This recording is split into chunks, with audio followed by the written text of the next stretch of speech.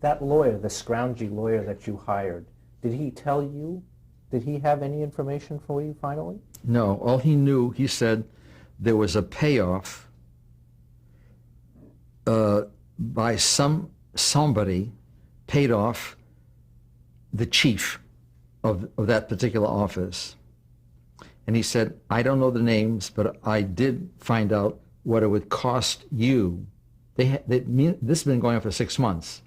It would cost you $5,000 to get your passport back. And did you pay it off? I had to. And that's how you got your passport back? That's on, yeah. After you were indicted, or any time since that indictment, have you ever spoken to Charles Van Doren?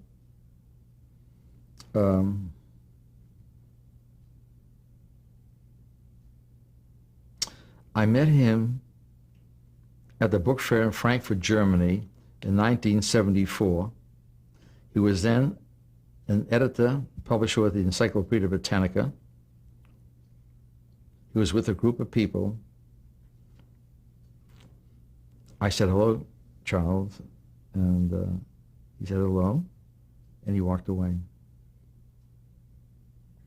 How did you feel? I felt very sad for him. I did get, at the time, no, that's it. That was the only time. Did he ever say thank you for what you did at any point after you protected him before the grand jury? I don't think he knew what I had done when Richard Goodwin, unbeknownst to me, had taken these secret notes and showed it to Van Doren. He did not know that what the deal was, that I had gone back to the grand jury because I didn't want either him and the other contestants or myself to go on trial.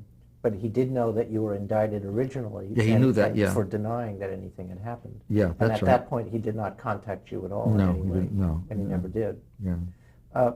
What did Enright and Barry say to you after you were indicted? They were sorry. That's it. Yeah. They were protecting themselves. But obviously, when we were talking about the circumstance when we left off this. Right.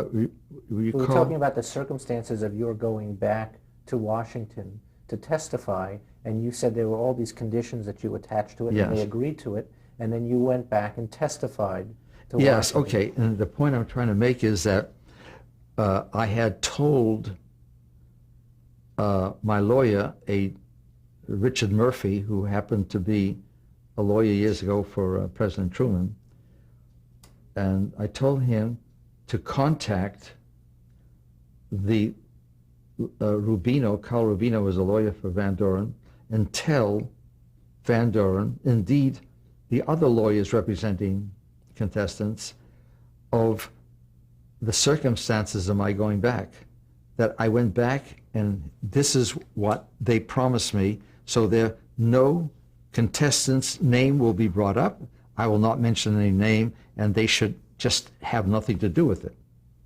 So you can imagine my shock when I found out that Van Doren not only offered to come and testify, but saying that he did not, was not given any answers after he had been told by Goodwin and shown my grand jury's minutes.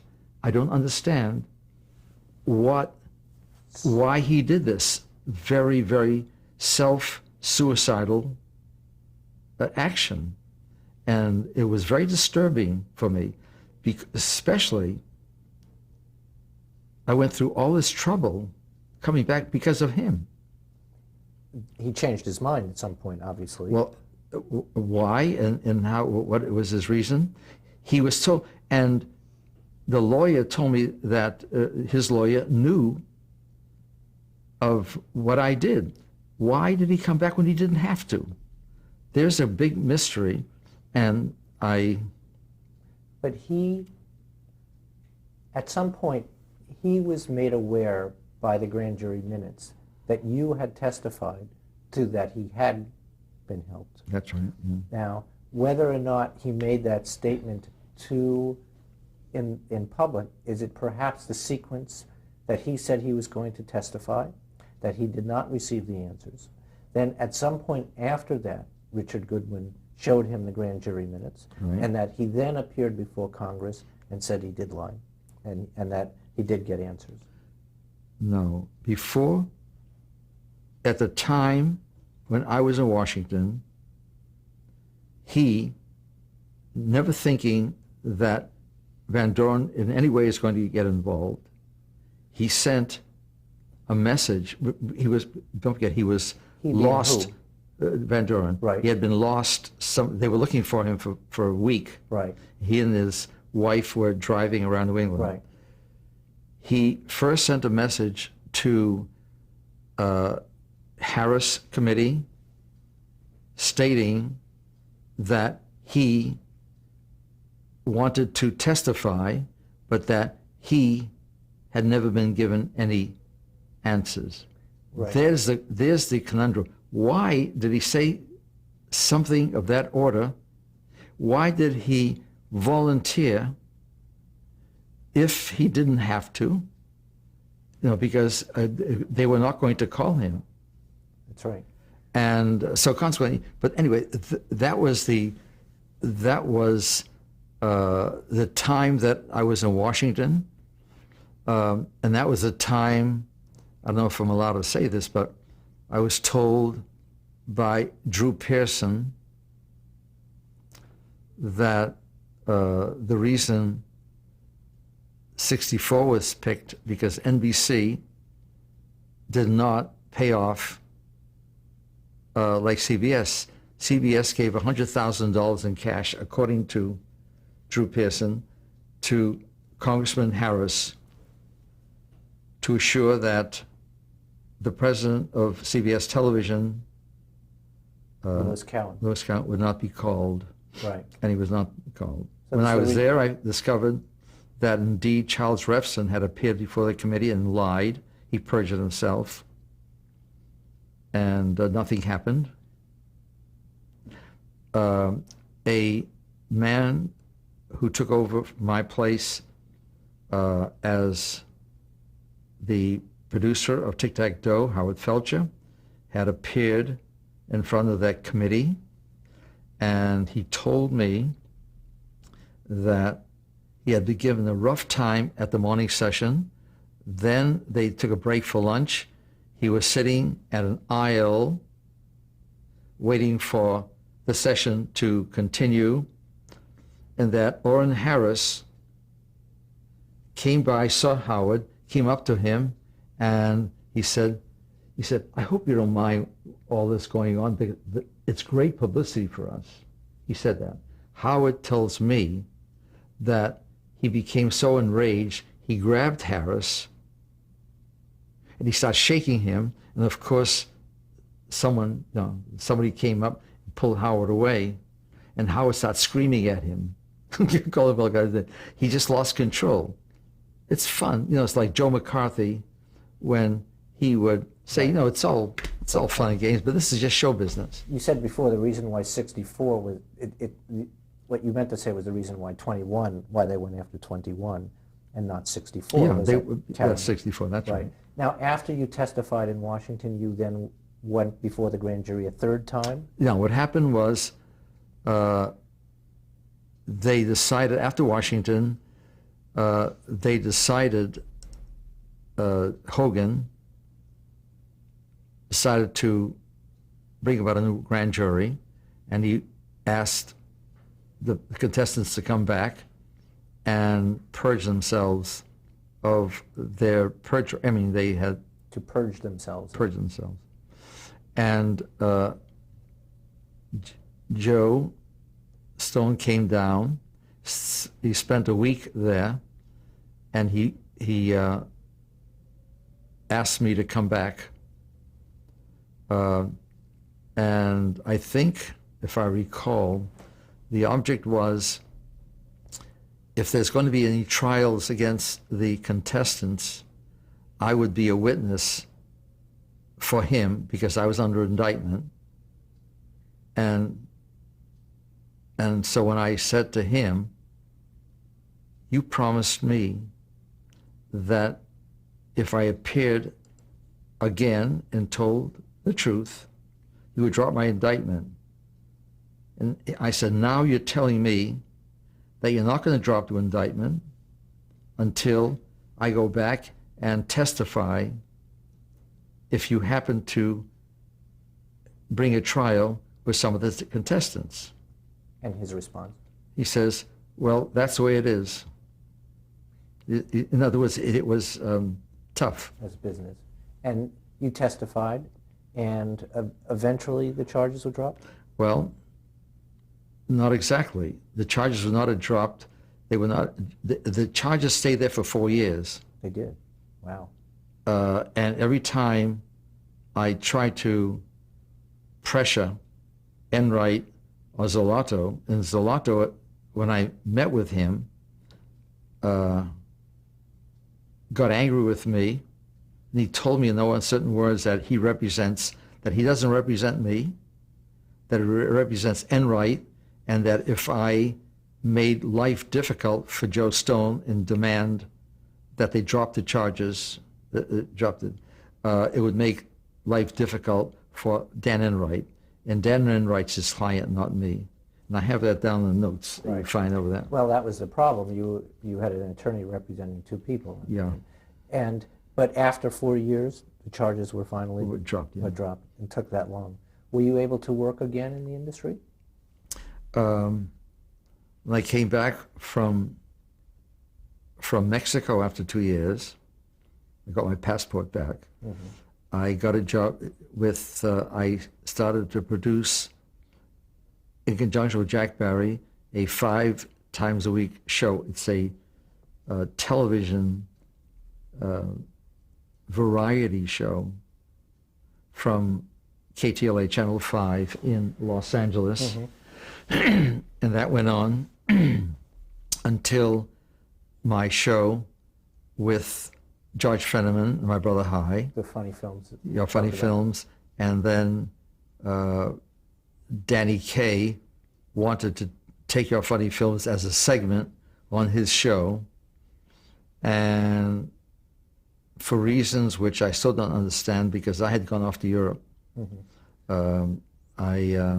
It didn't go through. I think they couldn't meet on terms, or maybe George and High thought that they could have the show go back on again. And was that the end of your television work at that point? In the United States, yes. I went to England, that's right. And what did you do there? In England, incidentally, when I was in Mexico, I wrote a musical comedy. I wrote a television show, and I was doing some other writing. For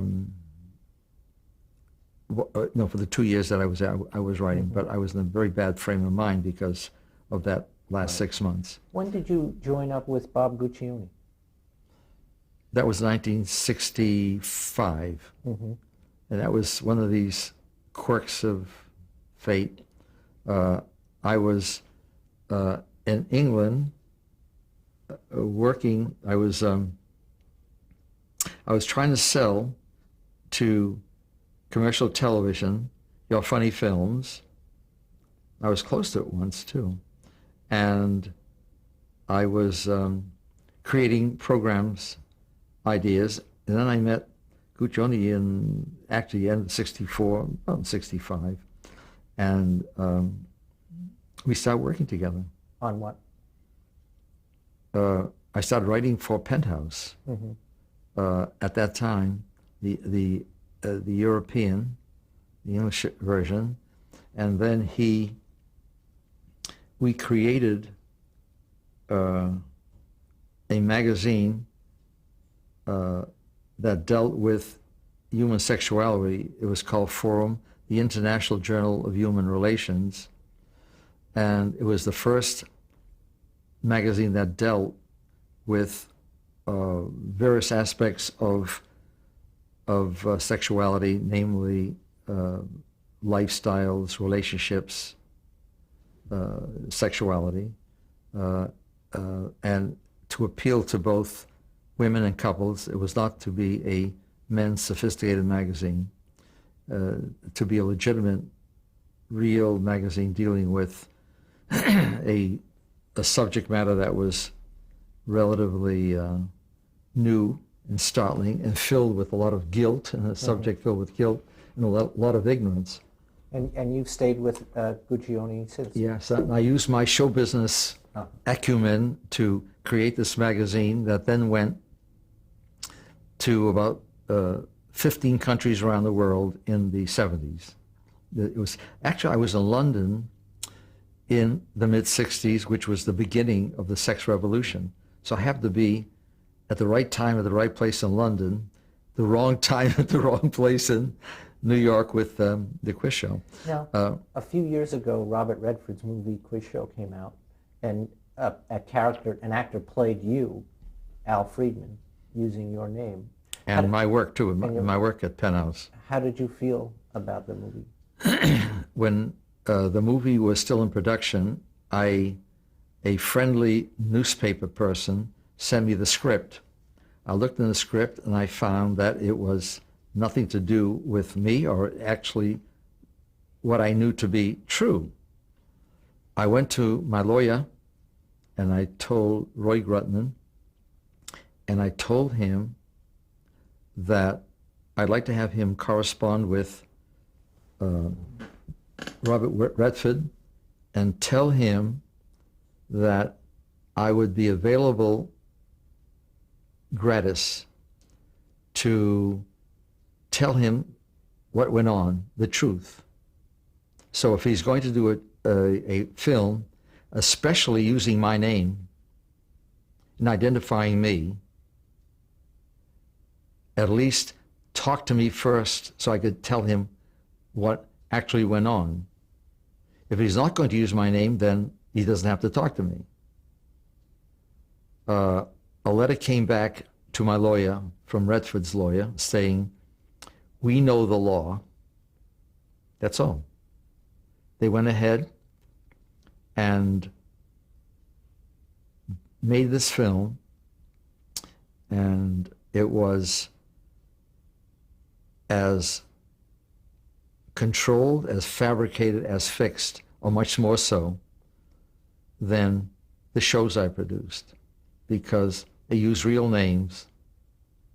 And in the PR that was done by Mr. Redford in a budget that Disney possibly paid about $20 or $30 million that I read, Redford, and it was a highly publicized film, Redford stated that the reason he did the film is that my show was the beginning of the demoralization and the decadence of the United States, resulting in the Vietnam War, in Watergate, resulting in the breakdown of American morality, and a number of other things. You were responsible for. I'm responsible, personally. yeah. How do you feel about that? I must tell you, I'm very guilty, because the fact that I'm responsible for the Vietnam War was a big surprise to me. I really had no idea. And I wish there was something I could do about it. And the fact that that it's my fault that Nixon turned out to be a crook, and my fault that Johnson decided to use a Bay of Tonquins, lied in the Bay of Tonquins to set up a war that turns out to be a phony war. And I guess it's my fault that that the corruption in this country, as manifested by the number of companies which have violated the law, broke the law, and have been fined, be they companies who provide armaments or aluminum or today petrol, gasoline. I mean, the corruption on America and the buying of politicians, it's all my fault. You gave them permission to do all this. Yeah, I clearly. taught them how to do it. Right. I mean, the thing is, there was no Boss Tweed years ago. There was no corruption with politicians in this country. It all started in 1956. It all started, yeah, with Charles Van Doren. Now, you saw the movie. You went to see the movie? Yeah. What was your reaction when you came out of the movie? I was very angry. And my first reaction was, this is a free country. They can't get away with this. You know, this is libel. And if they're using my name, and at the end of the film they say that I'm working with Penthouse International, they just can't get away with it. So I went to see a lawyer, and he says, "You're right." He said, "You want me to work on it?" I said, "Yeah." He says, "Well, could I have $10,000 up front?" He said, "It'll probably cost you over $100,000. Then he said, "But you have to know that you're dealing with a huge corporation, and even if they lost, which they probably would not, with their battery of lawyers, they would appeal it, and they would bankrupt you." So there was my experience with, quote, the family company that owns Disneyland and that hired Robert Redford and worked with Robert Redford in a motion picture that hurt me and the people in the film. My television show, the shows that I did, to my recollection, never hurt anybody. It made a lot, all the people I had in my show, those who made a lot of money, made them very happy. It changed their lives. My shows provide a lot of entertainment, made a lot of people at home very happy, sold a lot of television shows. I have no guilt about that. Who were the bad guys?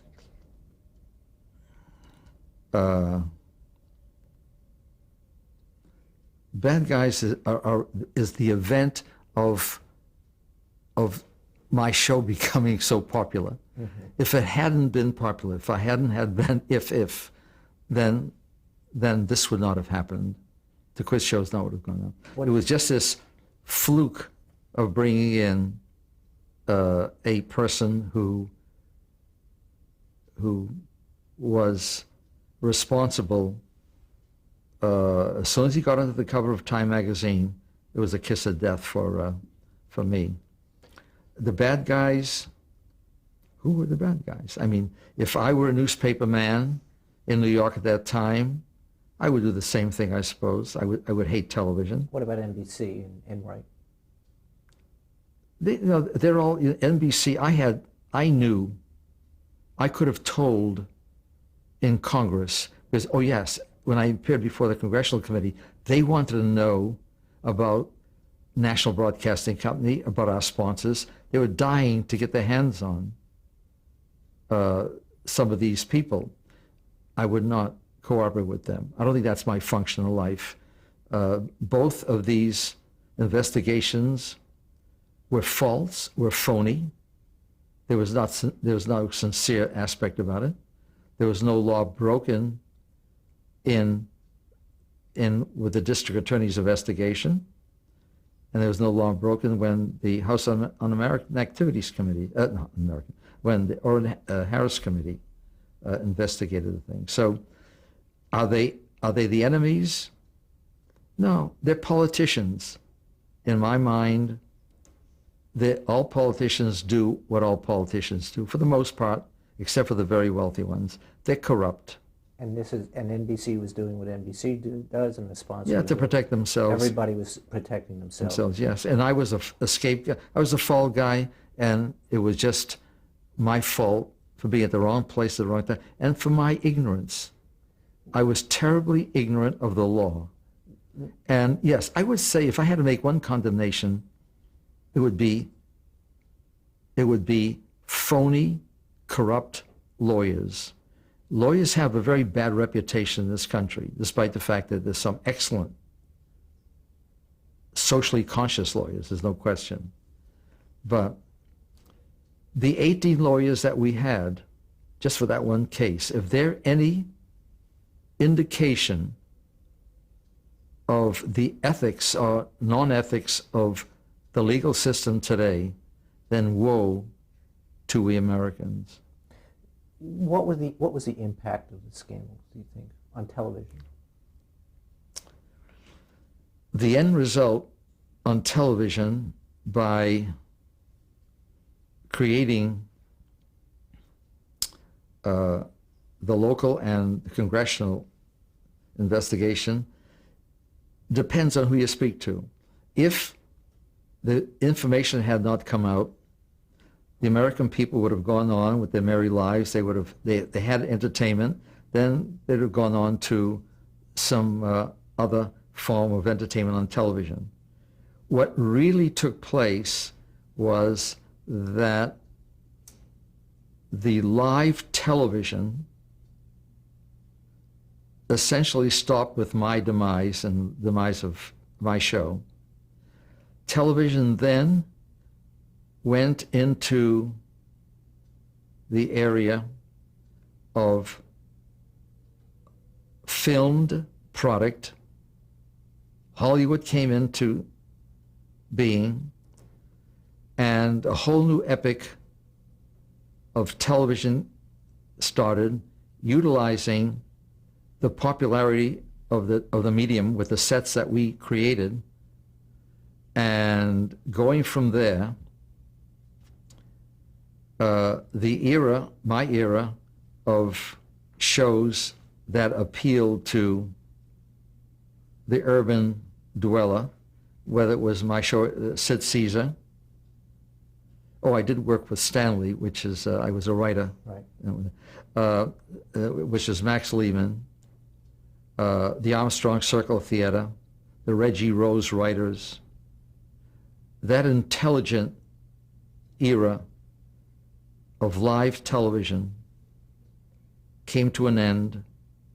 Hollywood took over, and television then went into an era of unbelievable trash, for the most part, with violence the likes of which one never imagined in the 50s.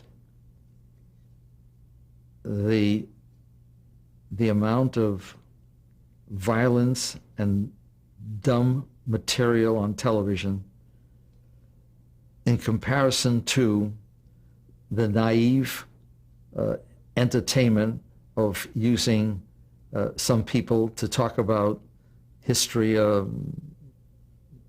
literature, or whatsoever. They're two different worlds. Okay, let's take a break. And I think